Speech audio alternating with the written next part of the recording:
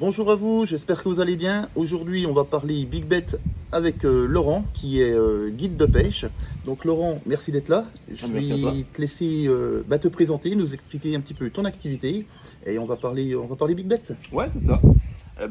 Moi, c'est Laurent Brégier. Du coup, je suis guide de pêche depuis cette année. J'ai passé ma formation l'an dernier. Des années de pêche, carnat, truite, carpe, pêche en tout genre. Et j'ai franchi le cap et je me suis lancé dans le guidage. Donc là, on va aborder un petit peu donc, tout ce qui est big bait, montage big bait et tout le matériel nécessaire pour y pêcher. D'accord. Alors pour toi, c'est quoi le Big Bet déjà? Big bait, bon, on a tous un petit peu notre version du big bait. Pour moi, big bait, c'est des leurres qui, on va dire, vont commencer aux alentours des 80 grammes pour un peu plus de 15 cm. On va retrouver par exemple du répliquant, ça c'est du répliquant 18. On peut déjà considérer que c'est du big bait. Au même titre que la taille au-dessus là on est sur du 23 à 150 grammes. Et après, on n'a pas de limite de taille. On va retrouver des leurres de plus de 30 cm, 40 cm. Voilà, toute cette gamme va rentrer dans le big bait. D'accord. Tu peux nous présenter un petit peu tes éléments de montage? Ouais, donc le big bait, moi c'est une pêche que j'ai pratiquée du coup depuis des années maintenant. Mais l'an dernier, pour ma formation, j'ai pêché pendant pas loin d'un an avec Pierre Monjaret en Irlande, donc du guidage brochet sur son camp de pêche. Et ça m'a vraiment permis de peaufiner un petit peu la technique et surtout les éléments de montage où on se rend compte que souvent on fait pour moi en tout cas, on fait des erreurs quand on pêche avec des leurres de grande taille. On va utiliser du matériel adapté le plus possible aux leurres qu'on va envoyer et on va arrêter de dimensionner son matériel à la taille du poisson recherché. Tout le monde sait qu'un brochet d'un mètre, on sera capable de le prendre avec une petite canne, avec une petite tresse, ça, il n'y a pas de problème. Cependant, voilà, envoyer des gros leurres, ça demande un matériel particulier. Si on prend par exemple, voilà, on va avoir des cannes adaptées avec des grosses puissances qui vont correspondre aux leurres. On peut trouver des puissances à 300, 400 grammes, 1 kg pour des cannes énormes. On va avoir comme élément le moulinet. Donc on va adapter. Là, si je prends par exemple, on est sur des moulinets pour une taille vraiment big bait. Là, on est sur du 600, donc des très gros moulinets. Mais tout ça, ça va obliger à adapter aussi le reste. Et c'est souvent là que le problème arrive. Là, si je prends l'exemple, on va se retrouver avec des tresses. Là, sur une grosse canne big bait, on est sur une tresse. Moi, je descends pas en dessous de 38, voire 42 centièmes pour lancer des gros leurres. Pourquoi? Parce que sur une grosse canne comme ça, quand on va se dire on va essayer d'attaquer un brochet ou potentiellement une cassure ou des lancers longue distance, si vous mettez un leurre de 150, 200 grammes, que vous essayez de le lancer le plus loin possible, la moindre erreur dans votre moulinet, votre leurre il va prendre son indépendance, il va se retrouver sur la lune, puis vous aurez perdu un leurre. Aujourd'hui, on est tous conscients du prix des leurres, et vous aurez perdu un leurre. Alors vous me direz, oui, ça peut arriver, on perd un leurre, mais en fait, il n'y a aucune raison de descendre en dessous de ces diamètres-là. Vous pêchez en casting, vous avez des gros leurres, une tresse de 38 centièmes, elle ne vous empêchera pas de lancer aussi loin qu'une tresse de 30 centièmes. Donc du moment où vous n'avez pas de raison, ne prenez pas de risque. Alors pourquoi aussi gros en tresse? On va monter en tresse parce que le but de pêche en big bait, c'est d'envoyer des leurres très gros. Mais le moindre souci dans le moulinet ou dans le montage ou quoi que ce soit, lors d'un lancer, on va risquer de catapulter un leurre. La tresse va lâcher, on perd le leurre, on va perdre 10, 15, 20 mètres de tresse. Et le moindre défaut dans la ligne, avec des leurres de plus de 100 grammes lancés fortement, on va perdre le leurre. Donc on va diminuer ce problème en pêchant avec des grosses tresses. De toute façon, le poids du leurre nous permettra, malgré les gros diamètres, d'envoyer le leurre à des grandes distances. On va pouvoir prendre 40 mètres, 45 mètres en fouettant fort. D'accord. Et pour accrocher ton leurre, alors tu préconises quoi? Du coup, on va partir sur un bas de ligne fluorocarbone, là dans le cas là. On peut partir sur l'acier en fonction des pêches qu'on va faire. Par exemple, sur un jerk, moi ça ne me dérange pas de passer en acier. Donc là, on est sur un fluoro de 105. Là, je suis sur un fluoro de 105. Ça, c'est entre guillemets le petit diamètre que je vais utiliser.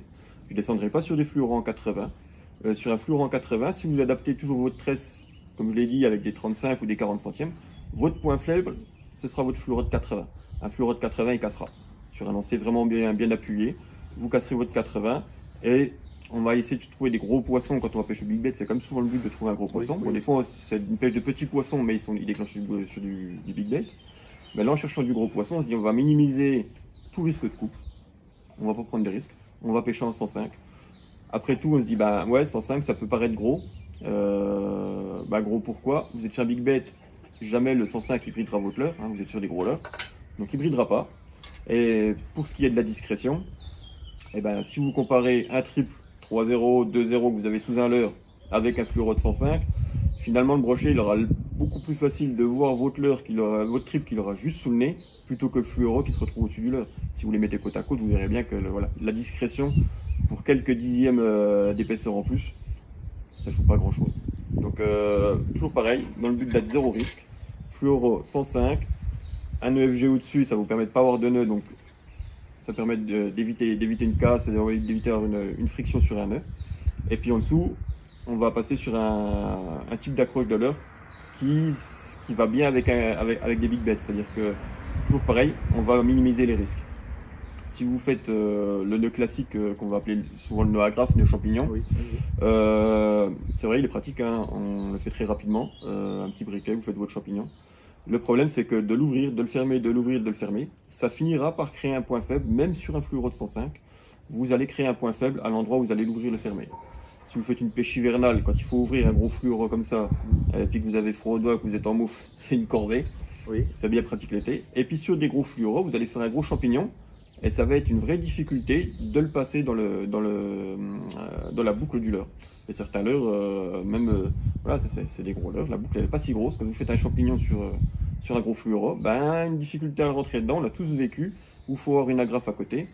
Et voilà, donc on va passer sur d'autres types d'accroches. Moi je vais préconiser ça. Donc c'est des accroches anneaux brisés, anneaux pleins ou anneaux rolling, anneaux pleins. Voilà. Je vous montre. Ça c'est donc le rolling avec l'anneau brisé. Donc le rolling sera fixé au fluoro et l'anneau brisé servira à accrocher le leurre. Et vous avez la même, un petit peu plus discret. Donc anneau plein, anneau brisé. Donc toujours pareil, l'anneau brisé servira à accrocher le leurre. Donc ça vous permet d'avoir en fait aucun point faible sur la ligne. Vous allez faire un nœud basique type nœud cuillère, où vous allez faire 2 spires ou 3 spires maximum dans soit votre rolling, soit votre anneau plein. Le fluoro là il bougera pas, on est sur du 105 centièmes, donc le nœud ne pourra pas bouger derrière. Il faudra bien le serrer par contre. Au-dessus, votre fluoro de 105, bah, vous n'avez aucun danger, hein, lui il ne cassera pas. Vous allez minimiser tout risque de coupe, parce que 105 centièmes, ça peut vous arriver. Moi ça m'est arrivé 2 fois l'année dernière sur une année complète de guidage. Vous avez le nœud FG au-dessus. Donc lui, on va pas le présenter, je pense qu'il y a assez de tutos pour trouver comment faire un nœud FG. Si vous en voulez un, je vous laisserai le demander, mais voilà. Un bon nœud FG sur une grosse tresse. Vous avez aucun risque de casse, vous n'allez pas perdre votre leurre. Si vous pêchez avec des leurres type un balam ou quelque chose comme ça, quand on pêche avec des leurres voilà, à 50, 60, 100, 150 € le leurre, eh ben, c'est quand même safe de se dire, ben voilà, là j'ai aucun risque, je ne casserai pas mon leurre. S'il se prend au fond, limite j'ouvrirai un triple. Mais voilà, vous minimisez tout risque dans votre montage. Donc, si je comprends bien, pour toi, les agrafes, ça va proscrire. Les agrafes, alors on a plusieurs types d'agrafes. Toutes les agrafes qui vont s'ouvrir, se fermer, c'est des agrafes qui, en fait, par l'ouverture et la fermeture, vont créer de l'usure. Vous allez user la ferraille, vous prenez un bout de ferraille, vous l'ouvrez, vous le fermez, vous l'ouvrez, vous le fermez, il y a un jour où ça va casser. Certaines même sont très peu fermées, ce qui fait que, ben, en fait, des fois, à la touche, l'agrafe s'ouvre. Vous êtes en plein hiver, vous avez froid aux doigts, vous la fermez mal. En fait, c'est un risque. Une agrafe, c'est un risque. Et vous avez les agrafes, on arrive à trouver aussi des agrafes quart de tour qui sont très pratiques. Vous chopez l'agrafe, vous faites un quart de tour, elle l'aurait pris. Sauf que bah, moi, ça m'est arrivé 2 fois où ben, à la touche, ou des fois rien qu'au jerk, sur des jerks, bah, le quart de tour se fait dans le sens inverse. Et là, vous perdez votre leurre. Toujours pareil, on va dire, bah oui, mais moi, ça m'est jamais arrivé, ou moi, j'ai jamais eu de coupe sur du 80, des choses comme ça. En fait, le risque, il est moindre. Mais est-ce qu'on peut se permettre, quand on pêche avec des leurres, avec des gros triples, de prendre le risque en fait de clouer le bec d'un poisson? Perdre un leurre, c'est une chose, mais se dire là on vient de perdre un leurre sur un poisson. Si c'est un problème d'agrafe, le poisson il aura le leurre dans la gueule.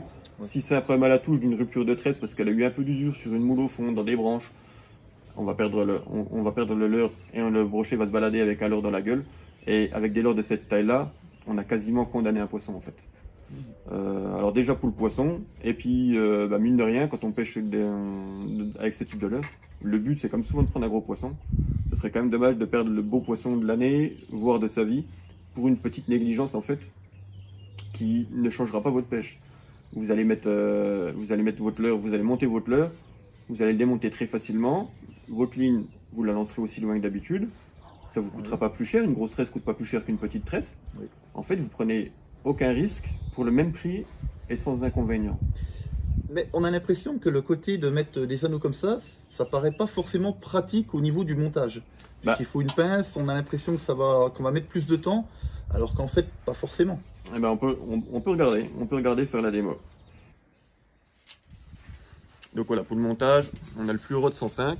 Là, je vais utiliser le rolling. Donc, comme je vous dis, petit nœud cuillère. Il suffit de passer dedans. Vous faites, allez, 2 tours, maximum 3. Vous êtes sur des gros diamètres, hein. Ne faites pas trop de tours, sinon vous ne pourrez jamais le serrer. On se retrouve avec ça. Moi, je vais toujours le mouiller un petit peu. Ça a beau être un gros diamètre. Le secret, c'est la pince. Vous prenez une pince à anneau brisé. Vous tenez l'anneau plein. Si vous le tirez comme ça, vous allez vous faire un petit peu mal. Vous prenez appui sur un genou, sur un pied. Et on tire. Là, vous avez un nœud qui est serré.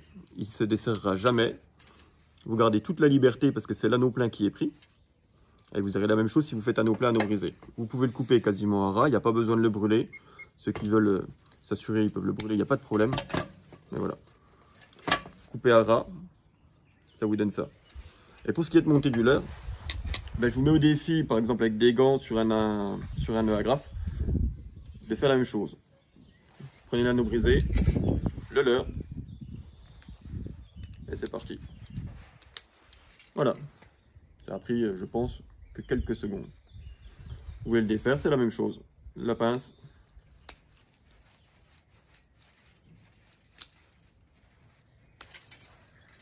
Et c'est terminé.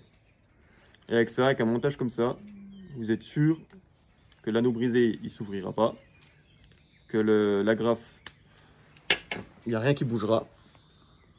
Là, vous êtes sur le montage rolling, donc c'est utile si vous avez des leurres en plus qui tournent ou des choses comme ça. Moi, l'anneau plein, anneau brisé simple va très bien. Pour tout ce qui est pêche, où vous allez ramener un leurre en cranking, voilà, des pêches de chat, des choses comme ça. Si c'est des pêches où le leurre a tendance à tourner, oui, le rolling a tout son intérêt.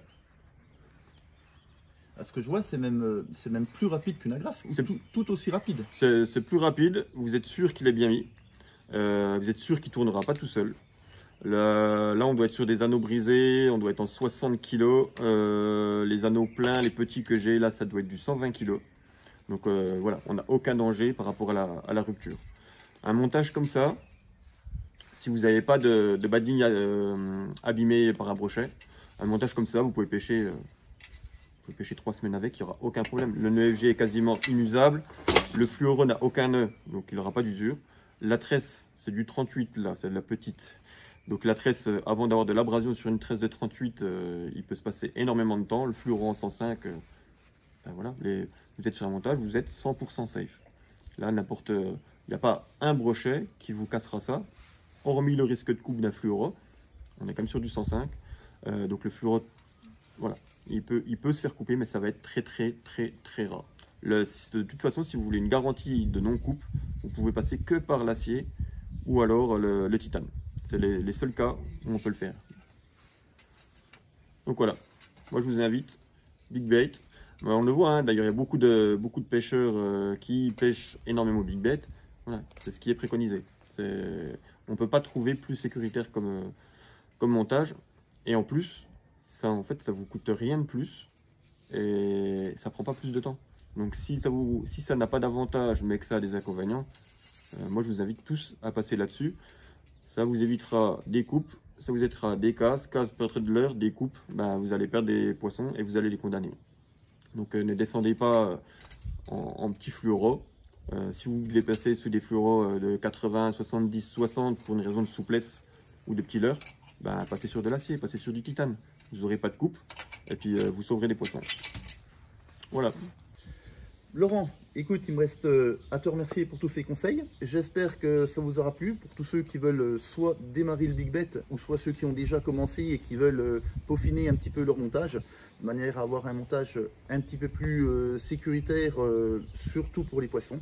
Hein, c'est déjà je pense que c'est déjà la priorité, c'est de faire attention que un brochet ne reparte pas avec un leurre dans la gueule, quoi. C'est pas pour le leurre, même s'il vaut 50 balles, ben tant pis, mais vaut mieux perdre un leurre comme ça, mais surtout que le brochet ne reparte pas avec le leurre dans la gueule, parce que bon, je pense que c'est quasi la mort assurée. Je sais pas ce que. Ouais, sur du big bait comme ça doit être très compliqué quand même. Ouais, je pense aussi. Bon, il paraît quand même que les brochets ont une faculté à pouvoir recracher les leurres, mais bon.